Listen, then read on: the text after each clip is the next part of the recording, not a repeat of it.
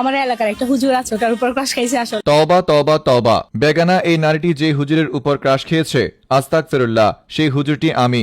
আলহামদুলিল্লাহ, চেহারা সুরত সুন্দর হনে কি একটা বিপদে পড়ে গেলাম। যেখানে যাই সেখানে শুধু বেগানা নারীরা আমার উপর কুদৃষ্টি দেয়। মাশাআল্লাহ, টাকা পয়সা না দিলেও আল্লাহ আমাকে নুরানি একটা চেহারা দিয়েছে, এজন্য আল্লাহর কাছে লাখ লাখ শুকরিয়া।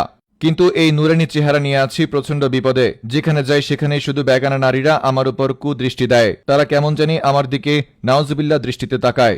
বেগানা নারীদের এমন নাউজুবিল্লাহ মার্কা দৃষ্টির কারণে হয়তো এখন থেকে আমাকেও পর্দা করা শুরু করতে হবে।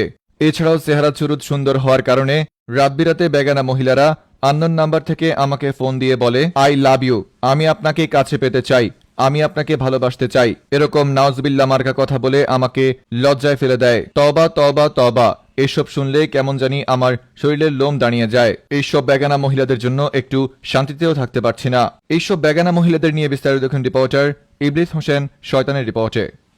চেহারা চুরুত সুন্দর হনে কি একটা বিপদে পড়ে গেলাম।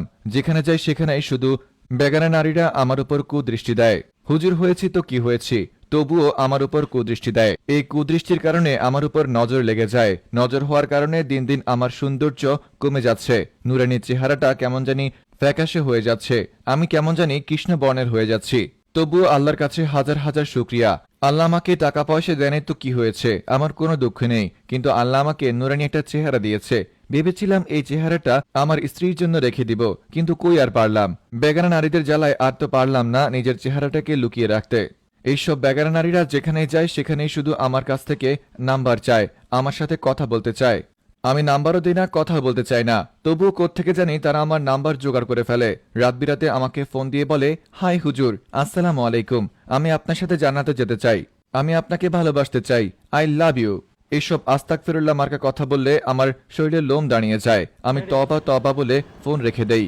দর্শক, আপনাদের কাছে অনুরোধ করছি, কিভাবে এইসব বেগানা নারীদের থেকে আমি নিজেকে হেফাজত করব, দয়া করে আমাকে একটু উপায় বলে দিন। বেগানা নারীদের জ্বালায় আমি আর থাকতে পারছি না। রিপোর্টার ইবলিস হোসেন শয়তান ফ্রম নিউজ ভাইয়া।